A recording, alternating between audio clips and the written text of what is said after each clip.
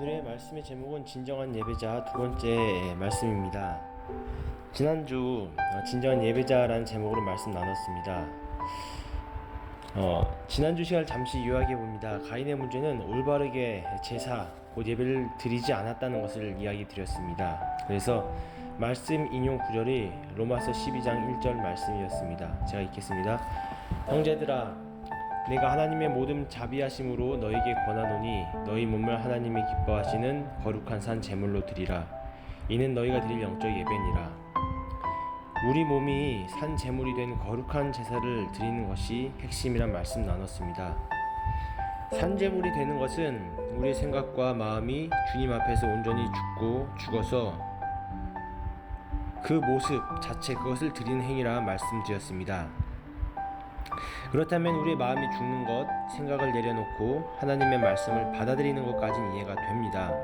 마음이 죽고 생각이 죽는다는 것 이해가 됩니다. 그렇다면 이 의미가 과연 무엇이겠느냐라는 것입니다. 로마서 8장 13절 말씀 제가 읽겠습니다. 너희가 육신대로 살면 반드시 죽을 것이로되 영으로서 몸의 행실을 죽이며 살리니 라는 말씀입니다. 이 말씀에 의하면은 영으로서 우리의 육체의 몸의 행실을 죽이는 과정이 필요함을 알 수 있습니다. 우리는 주일날 살짝 반짝 예배 드리는 것이 아니라 한 주간 주일을 포함해서 매일을 영으로서 몸의 행실을 죽이는 그 과정이 바로 우리에게 필요하다는 것이고, 그것이 마음이 죽고 생각이 죽는다는 것의 의미가 되는 것입니다. 여러분, 죄에 대해서 한번 이야기해 볼게요. 우리가 아는 죄들은 사회법에 해당되는 여러 가지 것들을 알고 그리고 그렇게 생각하고 있습니다. 거짓, 성추행, 폭행, 비방하고 시기하는 것을 넘어서 실제로 죄를 저지르는 일들이죠. 그러나 신약의 죄는 마음에서 일어나는 온갖 것들을 말합니다. 행위로 하지 않았음에도 불구하고 사랑에서 벗어나는 모든 행위를 가리키는 것이죠. 예수님은 상대방이 사람에게 나가라고 무시하는 그 말조차도 죄라고 규정했습니다. 그리고 원수를 사랑하지 못하는 어떤 그런 상황까지도 미워하는 것까지도 죄라고 규정하십니다. 사실 그 기준에 대면 우리는 매일같이 죄를 짓는 것이죠. 개인적으로 적용하면 부모님 공경하지 못하고 욕하는 것, 말 듣지 않는 것, 다 거짓말하는 것 다 죄에 해당됩니다. 여러분, 근데 이것이 잘 지켜지십니까? 안 될 것입니다. 그래서 로마서 8장 13절은 말하는 것입니다. 너희가 육신대로 살면 반드시 죽을 것이로되 영으로서 몸의 행실을 죽이면 살리니 라고 말했던 것이죠. 여러분, 영의 행실, 여기서 영은 성령인데 성령님은 말씀과 기도를 통해 보편적으로 임하신다는 것입니다. 그래서 시편 1편 말씀이 중요합니다. 시편 1편은 다윗이 지은 시입니다. 다윗은 다른 어떤 것보다 하나님 말씀의 주야로 묵상하는 것이 중요하다는 것을 알았습니다. 그래서 그 말씀에 자신을 묻고 기도에 자신을 묶었다는 것이죠. 그것을 시로 표현하는 것입니다. 근데 여러분, 한 가지 좀 더 나아가서 이야기하고 싶습니다.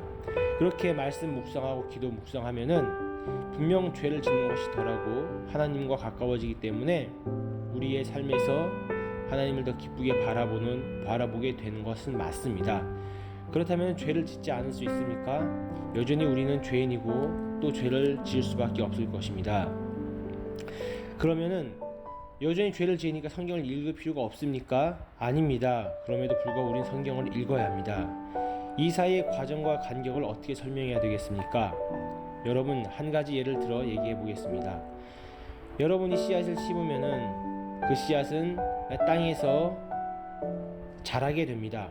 땅 아래 있는 씨앗이지만 우리 눈에 보이지 않지만 분명히 시간이 흐르면서 자라고 싹이 터서 점점 커지게 되는 것이죠.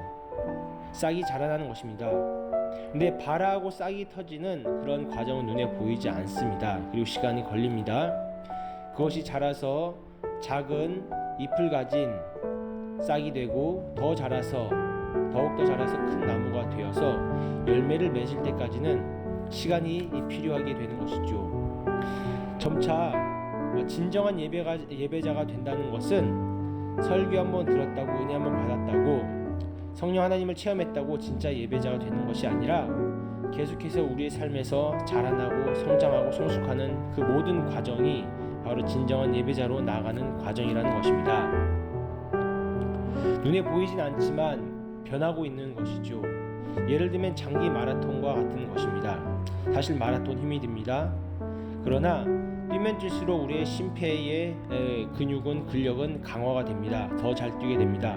그런데 그러한 과정에서 너무 힘든 상황들을 이겨내야 하는 것이죠. 다시 말하면은 우리 육체의 행실을 죽여가는 것, 영 곧 말씀과 기도로서 성령 하나님의 도우심으로 우리 자신의 육적 욕구를 밀어내고 이겨나가는 것, 그 과정이 마라톤과 같다는 것이고, 그것은 반드시 땀을 흘릴 만한 때로는 고통과 그리고 분투 그리고 그런 과정에서 실패와 아픔은 있지만 여전히 성령 하나님께 도우시고 우리는 점차 자라나고 있고, 그러한 과정을 통해 더욱더 하나님과 진정한 관계로 나아가는 예배자가 된다는 것입니다.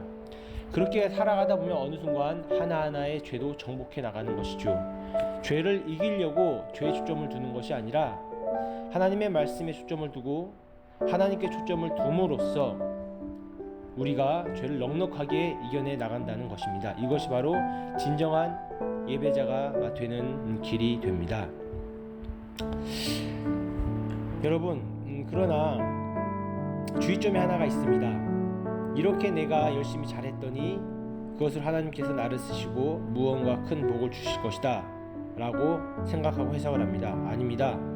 하나님이 주신 은혜에 감사해서 우리가 성결하고 정직하게 사는 것이지, 무언가 열심히 하면 하나님께 더 주실 것이다, 복을 더하실 것이다, 그런 개념의 것이 아니라는 것입니다. 물론 최선을 다해 열심히를 다하니 하나님 복 주세요, 저 필요합니다, 어느 정도 위치 올라가고 싶습니다 라고 구하는 것은 틀린 것이 아닙니다. 구하셔도 됩니다. 그러나 본질은 그것보다 더 중요한 하나님이 된다는 것이죠. 그래서 성경 마태복음 6장 33절에서는 그의 나라를 구하라 말씀하셨습니다. 그의 나라는 생명이 통치하는 나라, 하나님이 통치하는 나라가 되는 것이죠. 하나님의 임재를 경험하는 나라라는 것입니다. 하나님을 경험하면, 하나님의 얼굴을 구하면 하나님께서 필요한 것을 주시고 인도하신다는 것입니다. 여러분, 우리가 다음 주에는 하나님의 말씀 안에서 거하는 자가 진정한 예배자가 되는데, 그런 예배자들이 육의 모습을 영의 힘으로 누르는 이 과정, 분투하고 어려운 과정이 있지만 이것을 이겨냄으로써 또한 받는 기대와 축복이 있다는 것입니다. 이것에 대한 실제를 알면은 우리가 눈에 보이는 그것이 아니라 영적인 하나님을 더 깊이 구하고 그분을 더 만끽하고 싶은 그러한 염원과 소망이 생긴다는 것입니다.